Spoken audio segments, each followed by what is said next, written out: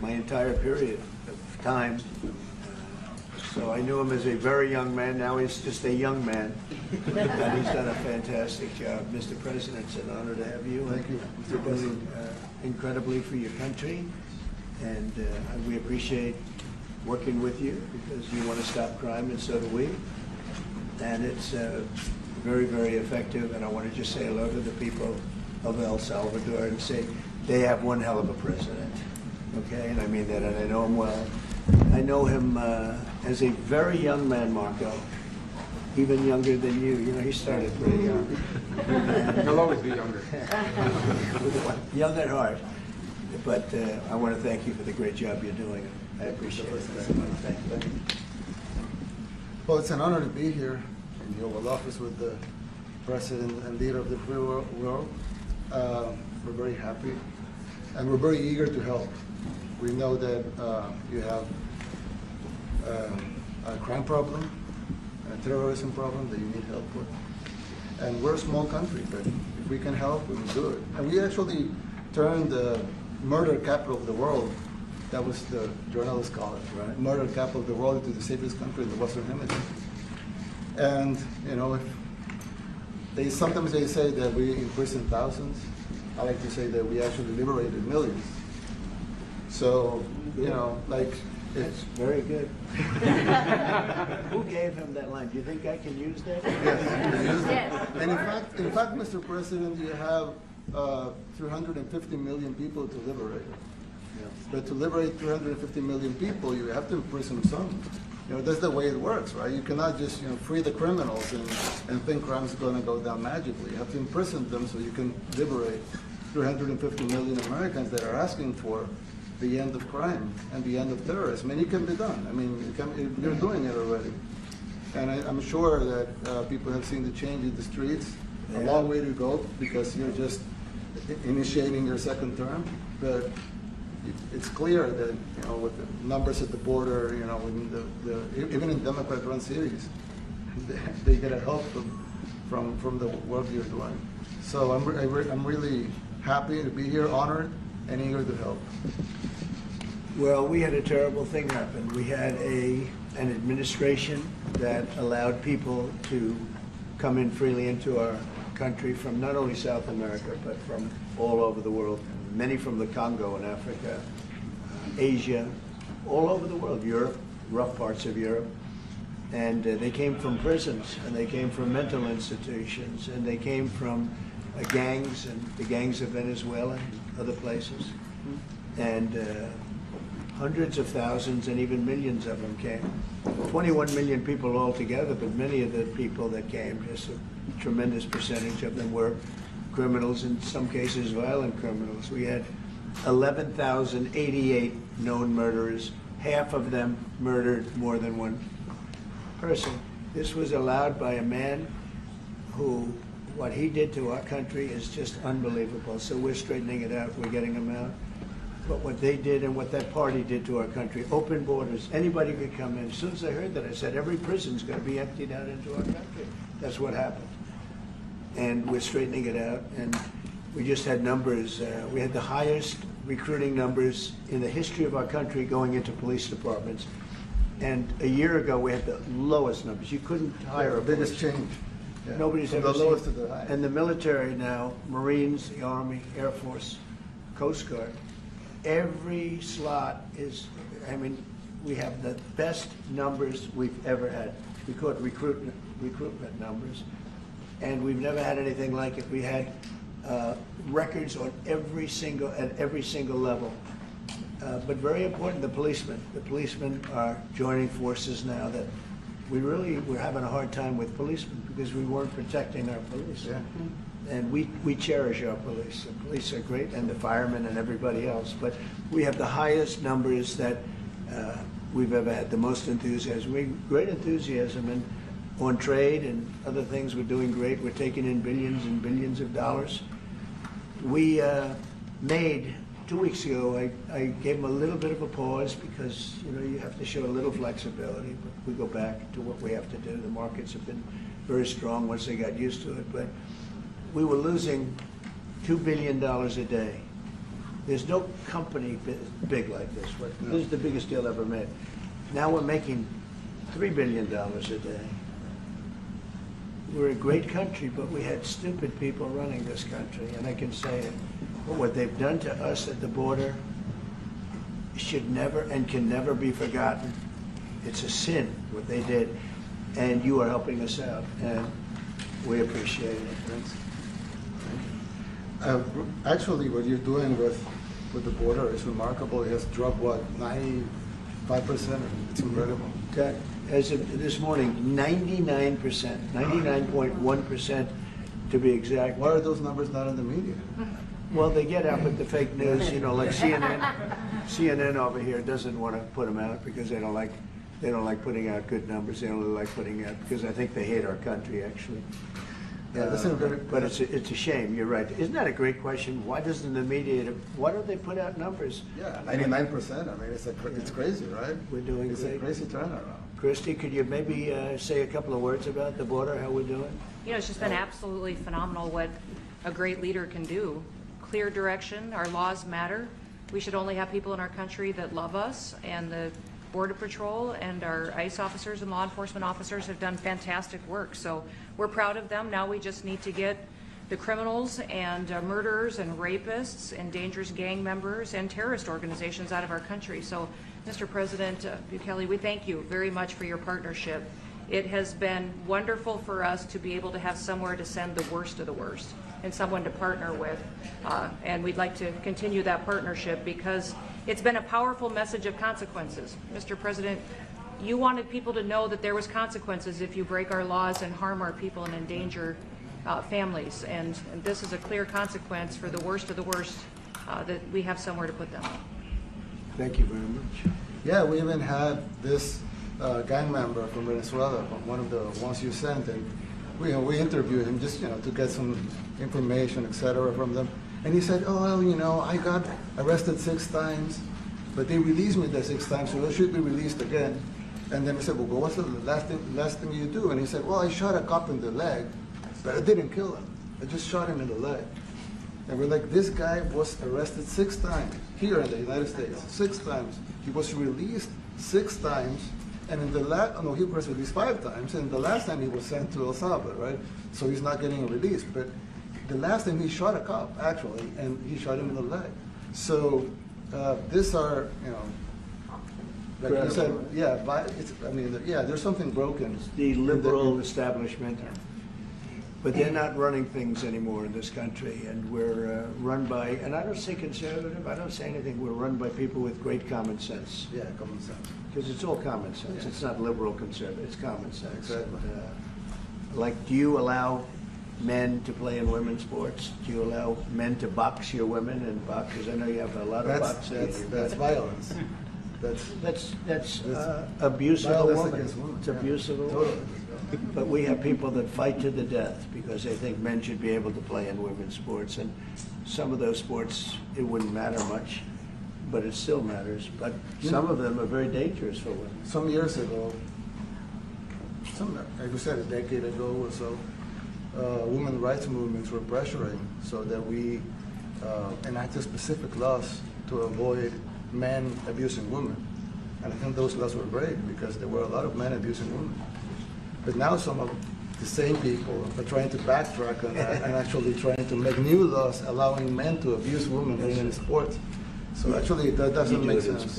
It doesn't make sense. It's crazy. They have weightlifting records, right? Yeah. A woman gets up this way, she's incredible. A guy gets up and beats her by 100 pounds. What are you going to do? A record that hadn't been broken in 18 years. They put on an ounce, quarter of an ounce, eighth of an ounce for 18 years. Now they have a guy come up, ping. The whole thing is crazy. But they continue to fight. And I don't like talking about it because I want to save it for just before the next election. I said, my people, don't even talk about it because they'll change. And but I watched this morning, there was a congressman fighting to the death for men to play against women in sports. And you say to yourself, why? What are they doing, right? What are they doing? But your country's not too big in that. No, of course not. We're big in protecting women. Good. That's right. It's a very important form of protection, too. And as you can see, most of my cabinet are women, so. That's impressive. Yeah, yeah. That's why you And run they're it. not DEI hires or anything. They're just great at what they do. Right? That's right. This is very impressive. Yeah, This no. is a first. We've had women, but we've never had 3 of them right here. That's 4 and 3 And men. look at what we have. You guys feel a little bit mistreated? That's good. I like it. Well, we've been advanced. I've been very advanced in that regard too. We have Pam, who's been so Yes, I know. fantastic. And Christy, and the most powerful woman they see anywhere. I know, exactly. She's rated. They're all afraid of her. Susie Wells, they say, oh, she's tough. Most powerful woman in the world, according to magazines. What do I know? Yes. But I think she probably is. Yeah, she probably is. You know, she probably is. Congratulations. And you know, Stephen, who's done such a great job. We have great people. Very famous too. But we love working with him. He really lets them have it, right? Yeah, exactly. There's no games. No, no, no. It's very good. He knows. Do you have any questions, please? President Trump? Go, let's not start Mr. with President. CNN, because they're just so Mr. President. wrong. Yeah, please. Yeah, thank you, Mr. President. You repeatedly mentioned last night that Russia's attack on Ukraine was a mistake. What is the exact mistake? And have you given Putin a deadline to actually move toward a ceasefire? The mistake was letting the war happen. If Biden were competent, and if Zelensky were competent, and I don't know that he is, we had a rough session with this guy over here. He just kept asking for more and more. That war should have never been allowed to happen. That war, I went 4 years and Putin wouldn't even bring it up. And as soon as the election was rigged and I wasn't here, that war started. There was no way that war should have been allowed to happen. And Biden should have stopped it. And you take a look at Putin. I'm not saying anybody's an angel, but I will tell you, I went 4 years and it wasn't even a question. He would never, and I told him, don't do it. You're not going to do it. And it was the apple of his eye, but there was no way that he would have done it. All you had to do is lower oil prices. If you lowered oil prices, Biden kept the prices so high because he made it impossible to get it. If you lowered oil prices, you would have never had the war. But you wouldn't have had it with me anyway. That war would have never happened. And I think it's a great abuse. So now what do? You get a country where 25% of its land is gone, and the best locations, where millions of people are killed. You know, you haven't reported accurately the death. And this was Biden's war, and I'm trying to stop it. And I think we're going to do a good job. I hope we're going to do it. They lose 2,500 young people a week, think on average.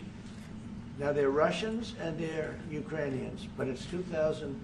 We don't care. It's like whatever it is. They're not from your country. They're not from mine. But I want to stop it. 2,500. It's a killing field. It's like the Civil War. You take a look. I look at the satellite pictures. This should not be happening in our time. Of course, our time can be pretty violent, as we know. But that's a war that should have never been allowed to start. And Biden could have stopped it, and Zelensky could have stopped it, and Putin should have never started it. Everybody's to blame. Have you spoken to President Zelensky, sir, about his offer to purchase more Patriot missile batteries? Oh, I don't know. He's always looking to purchase missiles, you know. He's against, listen, when you start a war, you got to know that you can win the war, right? You don't start a war against somebody that's 20 times your size and then hope that people give you some missiles. If we didn't give them what we gave, remember, I gave them javelins. That's how they won their first big battle with the tanks that got stuck in the mud, and they took them out with javelins. They have an expression that Obama at the time, Obama gave them sheets and Trump gave them javelins. But it's something that should have never happened. It's a really shame. The towns are destroyed. Towns and cities are, you know, largely destroyed. They have the spires, you know, the beautiful spires that go up. They say they were the most beautiful in the world in Ukraine for whatever reason, but the most beautiful in the world, they're mostly laying on their side, shattered and broken. And most importantly, you have millions of people dead. Millions of people dead because of 3 people. I would say 3 people. Let's say Putin, number 1, but let's say Biden, who had no idea what the hell he was doing. number 2, and Zelensky. And all I can do is try and stop it. That's all I want to do. I want to stop the killing. And I think we're doing well in that regard. I think you'll have some very good proposals very soon. Last question, sir. Have you attributed a motive through the FBI investigation behind the attack on Governor Josh Shapiro over the weekend? No, I haven't, but the attacker was not a fan of Trump, I understand, just from what I read and from what I've been told. The attacker basically wasn't a fan of anybody. It's probably just a whack job. And certainly a thing like that cannot be allowed to happen. Is your good relation with President Bukele the best guarantee that this time you won't terminate the temporary I have protected a status? great relationship with this man. I have the best relationship with him. We've known each other. I've known him since he was a very young man, as I said, very, very young, and I was impressed. I said, look, this guy is, in fact, you sort of look like a teenager. You look like a teenager. I said, what kind of a country is this? He grew up well in the last 5 years. Do you support the extension for nationals of El Salvador under I temporary support protected him. status? Do you plan to ask him? Do you plan to ask Let's hear the question from this very low-rated anchor at CB. Thank you, at President CNN. Trump. Do you plan to ask President Low-rated. Bukele to help return the man who your administration says was mistakenly Which one is it? deported? The man who was mistakenly deported to El Salvador? Well, let me ask Pam, would you answer that question? Sure, President. First and foremost, he was illegally in our country. He had been illegally in our country. And in 2019, 2 courts, an immigration court and an appellate immigration court, ruled that he was a member of MS-13 and he was illegally in our country. Right now, it was additional paperwork had needed to be done. That's up to El Salvador if they want to return him. That's not up to us. The Supreme Court ruled, President, that if, as El Salvador wants to return him, this is international matters, foreign affairs, if they wanted to return him, we would facilitate it, meaning provide a plane. So will you return him, And President Bukele? you are doing a great job. Thank you. you. ¿Usted estaría dispuesto Stephen a Miller, wait a minute. Can you just also respond to that question? Because, you know, it's asked by CNN, and they always ask it with a slant, because they're totally slanting, because they don't know what's happening. That's why nobody's watching them. But would you answer that question also, please? Yes, gladly. So, as Pam mentioned, there's an illegal alien from El Salvador.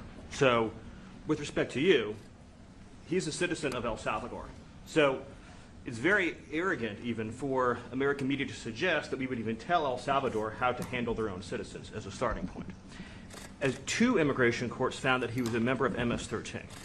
When President Trump declared MS-13 to be a foreign terrorist organization, that meant that he was no longer eligible under federal law, which I'm sure you know, you're very familiar with the INA, that he was no longer eligible for any form of immigration relief in the United States. So he had a deportation order that was valid, which meant that under our law, he's not even allowed to be present in the United States and had to be returned because of the foreign terrorist designation. This issue was then, by a district court judge, completely inverted, and a district court judge tried to tell the administration that they had to kidnap a citizen of El Salvador and fly him back here. That issue was raised to the Supreme Court, and the Supreme Court said the district court order was unlawful and its main components were reversed 9-0 unanimously, stating clearly that neither Secretary of State nor the President could be compelled by anybody to forcibly retrieve a citizen of El Salvador from El Salvador, who again is a member of MS-13, which, as I'm sure you understand, rapes little girls, murders women, murders children, is engaged in the most barbaric activities in the world, and I can promise you if he was your neighbor, you would move right away. So you don't plan to But the ask for Supreme any Court help is to get asking him back? to... And that- what was the ruling in the Supreme Court, Steve? Was it 9-0?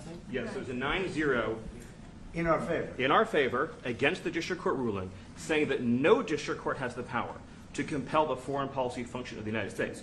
As Pam said, the ruling solely stated that if this individual at El Salvador's sole discretion was sent back to our country, that we could deport him a second time. Well, No version of this legally ends up with him ever living here because he is a citizen of El Salvador. That is the president of El Salvador. Your questions about it, per the court, can only be directed to him. I asked ¿Usted lo President liberaría, Bukele, Presidente what is Bukele? can President Bukele weigh in on this? Do you plan to return him? Well, I'm supposed to have suggested that I smuggle a terrorist into the United States, right? It's I mean, always how can I smuggle? How can I return him to the United States? Like I smuggle him into the United States, or what do I do? Of course, I'm not going to do it. It's like, I mean, the question is preposterous. How can I smuggle a terrorist into the United States? I don't have the power to return him to the United States. So you can release him inside El Salvador. Yeah, but I'm not releasing, I mean, we're not very fond of releasing terrorists into our country. I mean, we just turned the murder capital of the world into the safest country of the Western Hemisphere, and you want us to go back into releasing criminals so we can go back to being the murder capital of the world? No, that's not going to happen. Well, they'd love to have a criminal, released into our I mean, there's a fascination. They would love it. Yeah. They're sick, these are sick people. Marco, do you have something to say about that? Yeah, I mean, Stephen outlined it. I don't understand what the confusion is. This individual is a citizen of El Salvador. He was illegally in the United States and was returned to his country. That's where you deport people, back to their country of origin, except for Venezuela that wasn't refusing to take people back, or places like that. I can tell you this, Mr. President, no, the foreign policy of the United States is conducted by the President of the United States, not by a court. And no court in the United States has a right to conduct the foreign policy of the United States. It's that simple. End of story. And that's what the Supreme Court held, by the way, to Marco's point. The Supreme Court said exactly what Marco said, that no court has the authority to compel the foreign policy function of the United States. We won a case 9-0, and people like CNN are portraying it as a loss, as usual, because they want foreign terrorists in the country who kidnap women and children. But President Trump, his policy is foreign terrorists that are here illegally get expelled from the country, which, by the way, is a 90-10 issue. Well, Mr. President, you said that if the Supreme Court said someone needed to be returned, that you would abide by that. You said that on Air Force One just a few days ago, and they said that it must be facilitated. Why don't you just say, isn't it wonderful that we're keeping criminals out of our country? Why can't you just say that? Why do you go over and over, and that's why nobody watches you anymore. You have no credibility. Please, go ahead. President Trump, thank you so much. How many illegal criminals are you planning on exporting to El Salvador? And President Bukele, how many are you willing to take from the U.S.? As many as possible. And I just asked the president, it's this massive complex that he built, jail complex. I said, can you build some more of them, please? As many as we can get out of our country that were allowed in here by incompetent Joe Biden through open borders. Open borders. You probably hear open borders and you can't even understand it because nobody can understand. Nobody smart or with common sense can understand it. So we have millions of people that should not be in this country that are dangerous. Not just people, because we have people, but we have millions of people that are murderers, drug dealers. They've been allowed to come into our country by other countries that were very smart. When they heard that this very low IQ president, and by the way, I took my cognitive exam as part of my physical exam, and I got the highest mark, and one of the doctors said, sir, I've never seen anybody get that kind of, that was the highest mark. I hope you're happy with that, although they haven't been bugging me too much to take a cognitive, but I did do my physical and it was released. I hope you're all happy with it. I noticed there's no question, so probably you are. But the cognitive, they said to me, sir, would you like to take a cognitive test? I said, did Biden take one? No. Did anybody take one? No, not too many people took them. I said, what about Obama? Did he take one? No, he didn't take one either. I said, let me be the only one to take one. But I've actually taken them 3 times already. I like taking them because they're not too tough for me to take. But we had a great physical exam, so I know you're going to ask that. And the doctors who are total professionals, Walter Reed Medical Center, they're great people. And I visited a soldier that was badly wounded, incredible soldier, lost his leg, and spent a lot of time with him. I mean, great with his mother, and it was really a very great thing. They do a phenomenal job. I just want to say, Walter Reed, I was there for, 5-6 hours. You were there with me. But I took a full physical, and it came out perfecto, so that's good. That means you've got me for a little longer. Would the U.S. be willing to pay for those facilities to be opened if new ones were going to be built? I'd do something. We'd help them out. Yeah, we help them. They're great facilities, very strong facilities, and they don't play games. I'd like to go a step further. I mean, I said it to Pam. I don't know what the laws are. We always have to obey the laws, but we also have homegrown criminals that push people into subways. that hit elderly ladies on the back of the head with a baseball bat when they're not looking, that are absolute monsters. I'd like to include them in the group of people to get them out of the country, but you'll have to be looking at the laws on that, Steve, okay? How essential is it for you guys to be locking up these prisoners? And do you think more presidents should follow suit like you guys as far as taking a hard stance on crime here in the United States? Well, I do. I think everybody has to. I mean, the president said it better than anybody. He said, you know, you have liberty and you have to have liberty, but to have liberty, not everybody is going to be good. And, you know, some are bad because they're sick. They're mentally deranged. They're bad.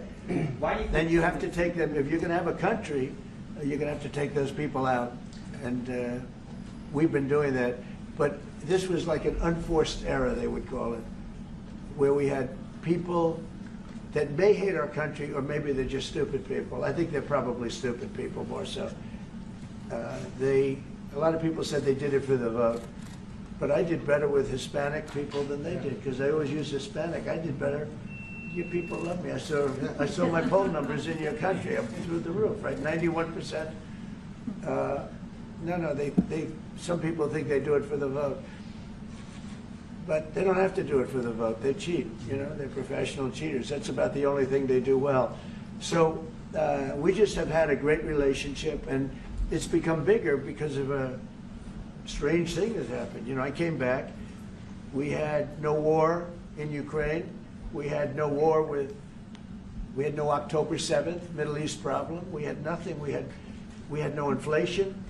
We didn't have the Afghanistan, most embarrassing moment in the history of our country, the Afghanistan, not withdrawing, because I would have been out, you know, I had it all set to bring people out with dignity and pride. That was the worst, most embarrassing moment in the history of our country, Afghanistan. We didn't have any of that. You wouldn't have had the war with Russia, Ukraine. You wouldn't have had the Middle East problem because Iran was broke. They had no money because we had secondary sanctions on and lots of other sanctions. And now every single thing, got a problem with Iran, but I'll solve that problem. That's almost an easy one. We got to solve a war that should have never started, Ukraine and Russia, and we'll get that solved. And we have to solve problems, and we already solved inflation. You know, if you look at the numbers are incredible, actually. Stock market's up, and we're not letting other countries take advantage of this country like they have for the last 40 years. So thank you very much. You have a question, please? Yes, Mr. President, thank you so much. You scored another major investment win this morning when NVIDIA pledged to build its AI supercomputer, the first time ever, right here in the United States. Thank you. That's a question I like.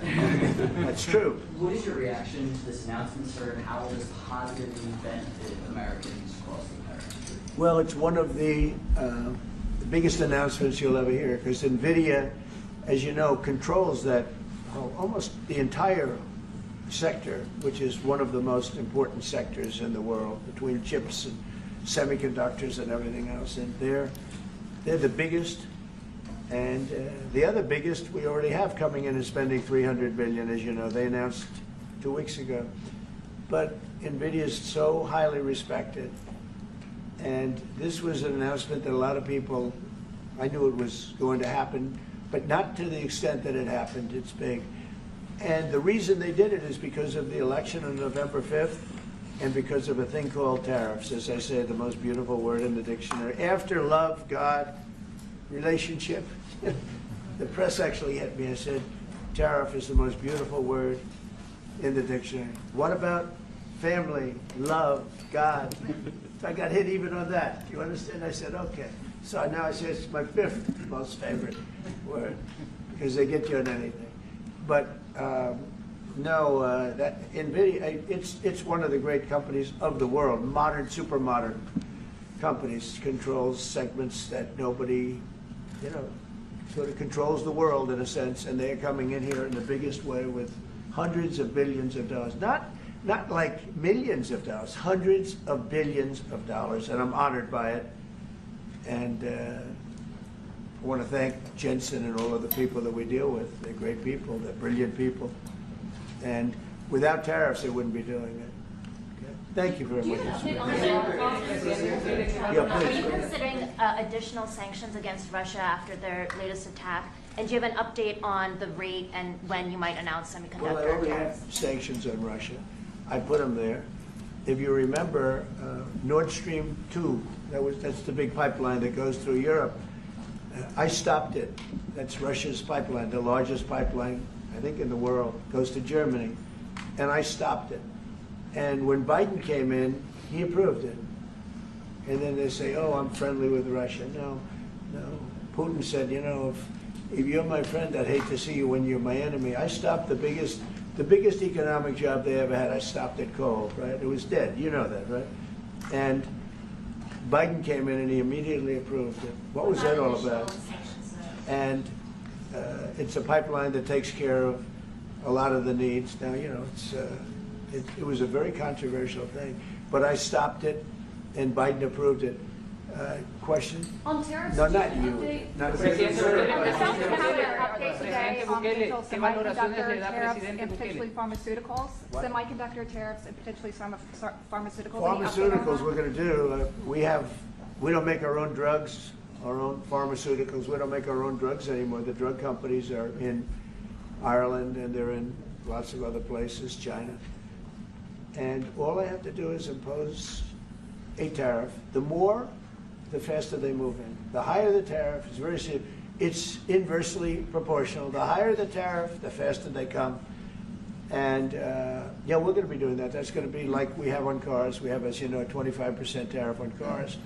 We have a 25% tariff on steel and aluminum. And that's what that category fits right now. Do you have a percentage in mind and a timeline? I have a timeline, yeah, not too distant future. And we're doing it because we want to make our own drugs. We're doing it because we want to make our own steel and aluminum, lumber, other things. And they're all coming in. We have record numbers, $7 trillion. Since I announced, like a month and a half ago, since I came in, we have over $7 trillion being invested in the country. We didn't have $1 trillion. We didn't have $500 billion with some of these guys. They didn't know what the hell they were doing. So we have the largest investment that we've ever heard of, and we're only 2 months in. And that'll continue at levels that you've never seen before. That's what's going to happen. And even the stock market's up today. It's we also had, you know, a lot of people didn't say it the way it was. We had the largest gain in the stock market in history on every single category last week. That was a nice game because we were getting a little hit because people didn't understand the power of our country economically if you use it right. Do you have something to say on that, JD? Yes, sir. I mean, look, for 40 years we have lost manufacturing capacity. Workers have seen their wages stagnate. And some of the most critical things that we need, from the pharmaceuticals, the drugs that we give to our children, the antibiotics that we give to our kids, to the weapons that we actually need to fight a war, if God forbid we had to fight a war, we don't make enough of that stuff. And so President Trump ran explicitly on changing that. Yes, as the President mentioned, it caused a little bit of disruption in the market, but I actually think over the long term, workers are going to benefit, stocks are going to go up, American businesses are going to benefit as we reinvest and reindustrialize our country. And the auto workers and the Teamsters and all of the unions, you know, not traditionally Republican, but I'm winning those unions by, we're up 40, 50 points on the Democrats. They're losing everything. They're losing everything because they just have policies that are not believable. They fight for policies that are 5% popular, and nobody knows who the 5% are. I mean, nobody can find the 5%. But if you go back to Ohio, and by the way, we have the great championship team from Ohio coming in today, right? Very big day. And that's going to be a little bit later. And that'll be, if you want to stick around, I'll introduce you to some nice people. You'll see some very large people, right? You'll see some people that even you have not seen people like this. These are big, these are 6'7", 380 pounds with no fat. Okay, that's pretty good, right? But the team, the national championship team, is being honored today at the White House, so that'll be exciting. If you're around, want to stay around, I'll have you up there. You can tell them all about your prison, how you have to behave.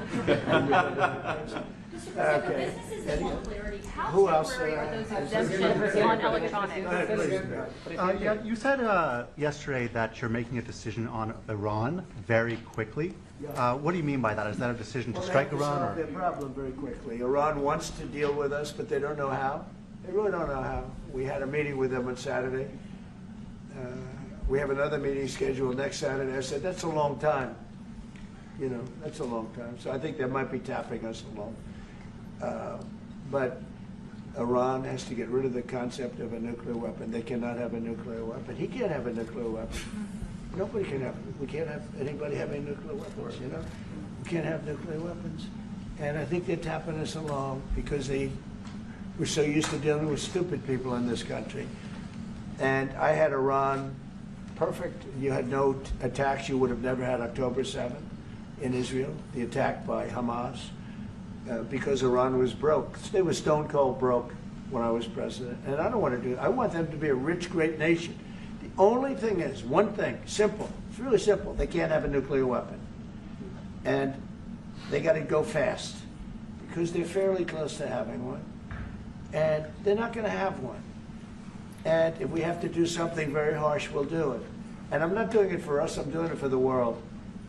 And these are radicalized people, and they cannot have a nuclear weapon. Does that include a potential strike on Iranian nuclear facilities? Of course it does.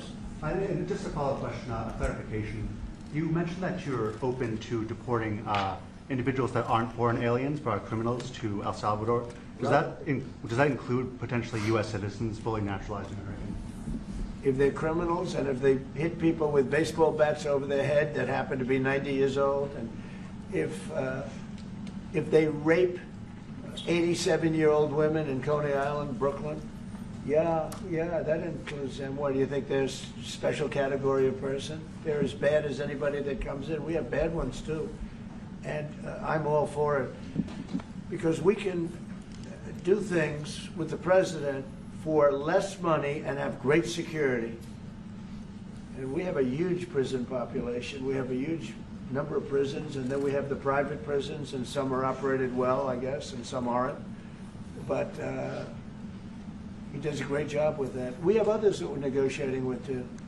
But no, if it's a homegrown criminal, I have no problem. Now, we're studying the laws right now. Pam is studying.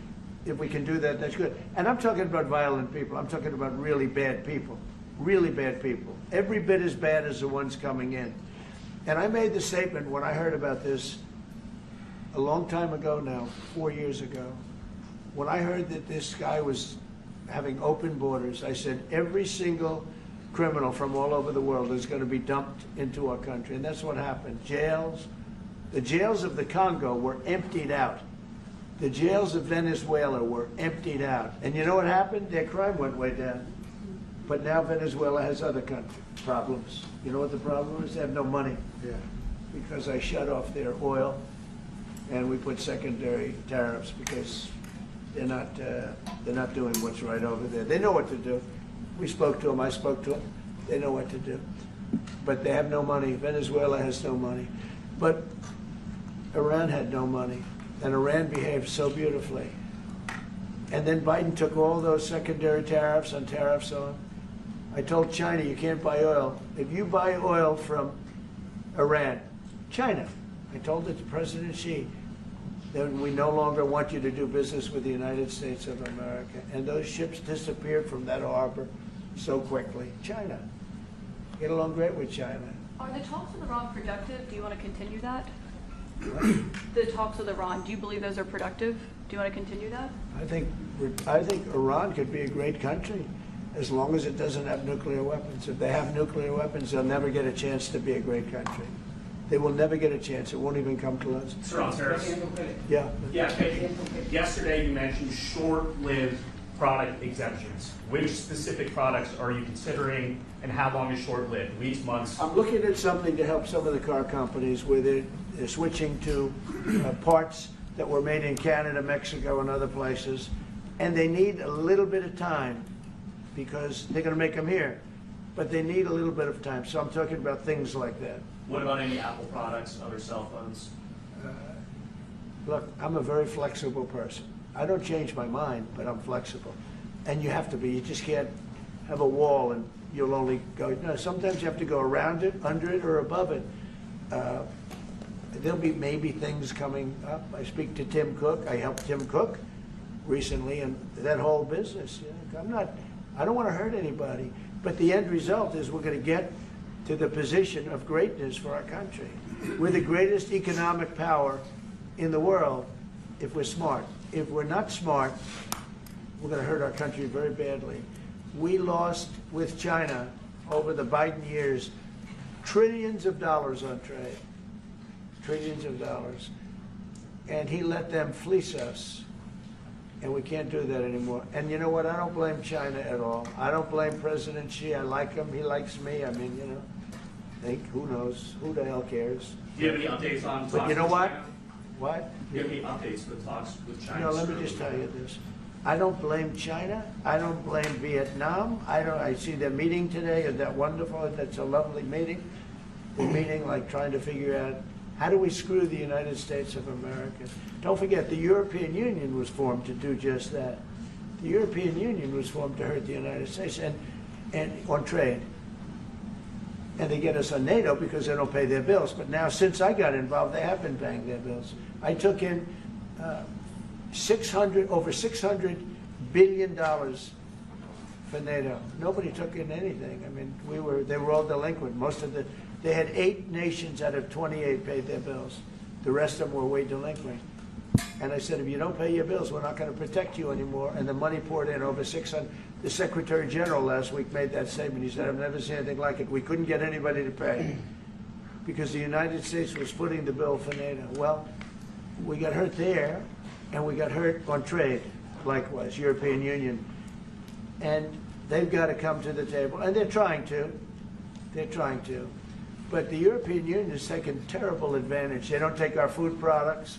They don't take our cars. We have millions of their cars, BMW, Volkswagen, Mercedes-Benz, many others. They come in by the millions. They don't take, there are no Chevrolets in Munich, I can tell you that.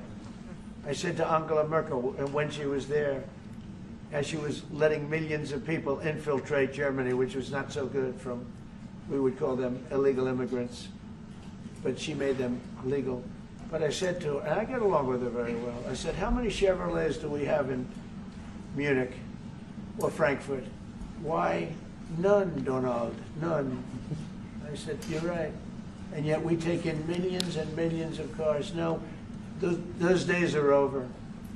Okay, thank you very much, everybody. Thank you, guys. Thank you, guys. Thank you, guys. Mr. President, do you have any comment on the FTC's case against Meta and Mark Zuckerberg? Thank you, press. Thank you, Naive. Thank you. Thank you. Thank you, press. Let's go. Let's go. Thank you. Let's go. Let's go.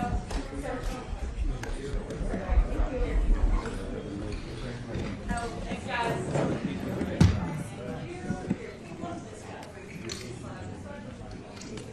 Thank you. Thanks, guys. Thank you, press. Thank you, press. Thank you, press. Keep talking.